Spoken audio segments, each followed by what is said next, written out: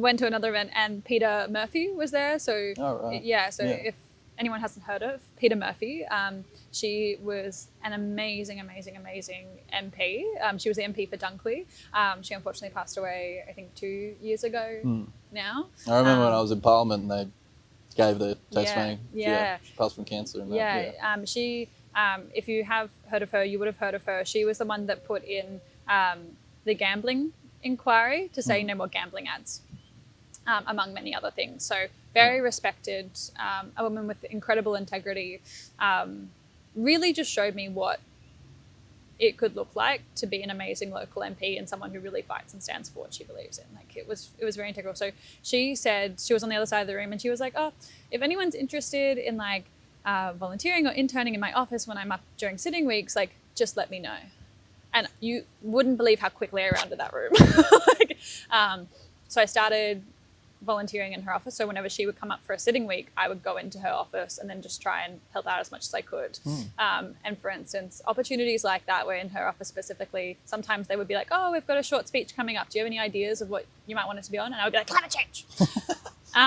But et cetera, that kind of access. And she was doing a speech in that year about how humanities degrees especially had like doubled cost from a Morrison government decision. And I had been given one of the speeches and I thought I was just like looking at it, noting it. I did not know it was the actual copy that was going to be handed to her. Anyway, first initial makeup, we all make them. And I had like written over it, like, so for instance, in the speech, it was like, this is happening to young people, like this is the harmful effects, et cetera, et cetera. And I had like circle bits and being like, that's me, like, because again, I didn't know it was going to her. And then when she actually did her speech, she had been given that note and she actually used my notes from it to say like, I've got this volunteer in my office, like Lucy Skelton, and everyone would be able to like, and it was like, Lucy, it's like getting close to 5. Do you want to go home? And I said to her, I was like, Peta, if I could sleep here, I would. And the people that are affected are real people.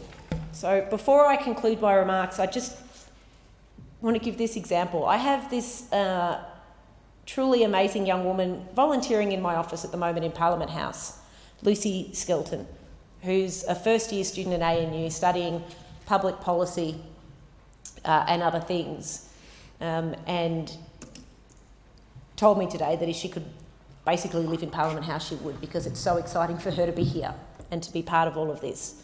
And she helped to put together some notes for this speech. Sorry, Lucy, I always ad-lib and don't use all the notes that are given to me. But Lucy put together these notes, and one of the things she did was go through the member for Barton's speech to highlight some of the issues.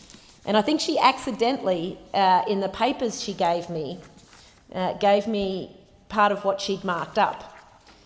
Because the sentence of the member for Barton's speech that says, think about the year 12s who had a hell of a final year last year with COVID, Lucy'd written on it, that's me.